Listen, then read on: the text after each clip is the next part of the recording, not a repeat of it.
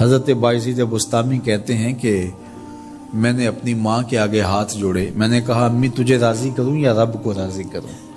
تو اپنے حق مجھے معاف کر دے، اللہ کو میں راضی کر لیتا ہوں۔ ماں نے کہا جاؤ پتر میں اجازت دیتی ہوں۔ گئے جنگلوں میں ذکر و فکر میں لگے رہے، تنہائی میں اس کو یاد کرتے رہے، دن رات ذکر کے چراغ روشن رکھے۔ 12 سال گزر گئے حق کی تلاش میں۔ ایک دن واپس بستام کے قریب سے گزر رہے تھے، خیال آیا چلتے چلتے ماں کو سلام کر جاؤں۔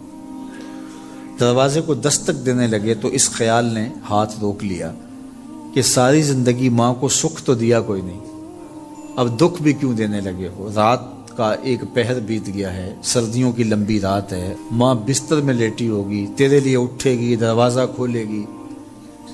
دروازے کے ساتھ ہی لگ کے بیٹھ گئے اور ساری رات کاٹ دی، اس خیال سے کہ ماں کو تکلیف نہ ہو۔ جب سحری کا وقت ہوا تو اندر سے جو نالی آتی تھی اس نالی سے پانی آیا، سمجھ گئے میری ماں تہجد کے لیے اٹھی ہے اور وضو کا پانی ہے، تو فوراً دروازے پہ دستک دی۔ اندر سے آواز آئی بیٹا بایزید میں ابھی آئی۔ مائیں بیٹوں کے دستک کے انداز سے جان لیتی ہیں یہ کس بیٹے کے ہاتھوں کا لمس ہے۔ 12 سال کے بعد آئے، دستک دی، کہا بیٹا بایزید میں ابھی آئی۔ ماں کی تو نگاہیں ہی دروازے پہ رہتی ہیں۔ اللہ اکبر۔ کہتے ہیں کہ ماں نے دروازہ کھولا، 12 سال جنگلوں کی خاک چھانتے بیت گئی تھی، پراگندہ صورت، بکھرے ہوئے بال، پھٹے ہوئے کپڑے۔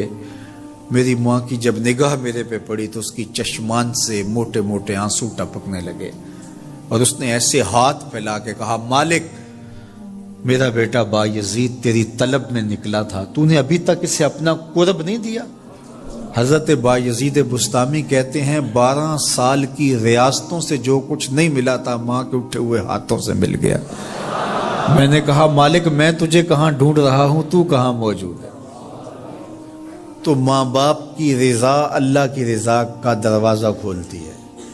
جن لوگوں کے ماں باپ ناراض ہیں اور وہ جا کے پیر صاحب کی خدمت کرتے ہیں، اور میاں ماں کے قدم چومو، باپ کی ٹانگیں دباؤ، ان کی خدمت کرو، تمہارے پہلے مرشد وہ ہیں، ان کو راضی کرو، پھر کسی شیخ کامل کی صحبت میں آنا، دیکھو کیسے دل کی بند کھڑکیاں کھلتی ہیں۔ ایک مرشد تو ناراض کر آئے اور دوسرے مرشد سے تمہیں کیا ملے گا؟ تو راستہ یہیں سے کھلے گا۔ والدین کو کبھی ناراض نہ کرو، والدین کو کبھی دکھ نہ دو، والدین کو کبھی تکلیف نہ پہنچاؤ، اور والدین کو بھی چاہیے کہ اپنی اولاد کو اپنا نافرمان نہ بنائے۔ ایک بزرگ فرماتے ہیں کہ مجھے برابر 30 سال ہو گئے ہیں کہ میں اپنی اولاد کو کوئی حکم ہی نہیں دیا، کوئی حکم نہیں دیا۔ کوئی چیز مجھے چاہیے بھی ہوتی ہے تو میں بصیغہ امر نہیں کہتا، بلکہ ایسے ہی بات کر رہی ہوں۔ پانی چاہیے تو یہ نہیں کہتا بیٹا پانی لے کر آؤ، میں ویسے ہی کہتا ہوں پیاس لگی ہوئی ہے، تو اگر وہ سمجھ جائے اور وہ خود لے آئے تو اچھی بات ہے، لیکن اگر وہ نہ لائے تو میں نے اس کو حکم ہی نہیں دیا، امر ہی نہیں کیا، تو اس امر کی مخالفت ہی لازم نہیں آئے گی۔ تو کہا 30 سال برابر گزر گئے ہیں، میں نے اپنی اولاد کو حکم نہیں دیا کہ کہیں وہ میری نافرمان نہ ہو جائے، چونکہ اگر وہ نافرمان ہو گئی پلے کچھ نہیں رہے گا۔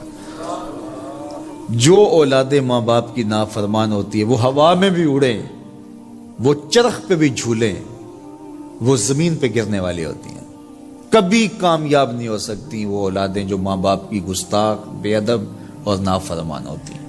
وہی اولادیں سرخرو، کامیاب اور کامگار اور بامراد ہوتی ہیں جو ماں باپ کی خدمت کرتی ہیں، ماں باپ کی دعائیں لیتی ہیں۔